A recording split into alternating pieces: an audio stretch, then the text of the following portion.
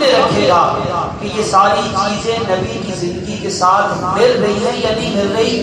نمونہ مل رہا ہے یا نہیں مل رہا. اگر مل گیا تو پھر تو جنتی ہونے کا فیصلہ، اگر نہ ملا تو ساری چیزیں اٹھا کے تیرے بیٹھنے پہ مان دی. اس کو کہتے ہیں نمونہ. اس کو کیا کہتے ہیں؟ آپ اور ہم آزاد نہیں ہیں کہ آزادی کی زندگی گزاریں. چلنا ہماری مرضی کا ہو، سونا ہماری مرضی کا ہو، شادیاں ہماری مرضی کی ہوں، غمیاں ہماری مرضی کی ہوں،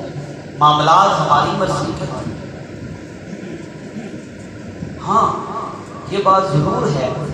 کہ میری کم علمی کی وجہ سے ایک بات کا مجھے نہیں پتا کہ یہاں میرے نبی کا طریقہ کیا ہے،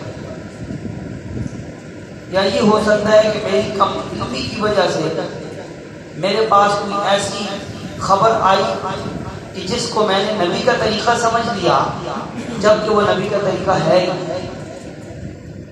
اور جب میرے پاس نبی کی حدیث پہنچ گئی کہ میرے نبی کا طریقہ کھانا کھانے میں ایسا تھا، میرے نبی کا طریقہ سونے میں ایسا تھا، میرے نبی کا طریقہ شادی میں ایسا تھا، میرے نبی کا طریقہ معاملات میں ایسے تھا، میرے نبی کا طریقہ غمی میں ایسے تھا، تو پھر لا الہ الا اللہ محمد رسول اللہ پڑھنے کی وجہ سے میرا یہ حق بھی بنتا ہے اور میرے اوپر فرض ہے کہ میں اپنی بات کو پیچھے کر دوں اور نبی کی اس طریقے کو لے لوں جو صحیح حدیث کے ساتھ ثابت ہے. کوئی آسان بات تو نہیں کہ نبی طائف کی وادیوں میں جا کے اپنے جسم کے اوپر پتھروں کی برسات کو برداشت کرا اور میرے نبی کے جسم سے لہو نکلے اور میرے نبی کی بیٹیوں کو بھی طلاقیں ہوں اور میرے نبی کو اپنا گھر بار بھی چھوڑنا پڑے، میرے نبی کو مکے سے بھی نکالا جائے اور مدینے کی طرف بھیجا جائے اور پھر مدینے میں بھی جا کے میرے نبی کو چین سے نہ بیٹھنے دیا جائے، اور کبھی بدر کے میدان میں میرے نبی اور میرے نبی کے یاروں پہ حملہ کیا جائے، کبھی احد کے میدان میں میرے نبی کے اوپر اور میرے نبی کے یاروں کے اوپر حملہ کیا جائے، اور احد کے میدان میں نبی اپنے 70 صحابہ کو، 70 جانثاروں کو، 70 یاروں کو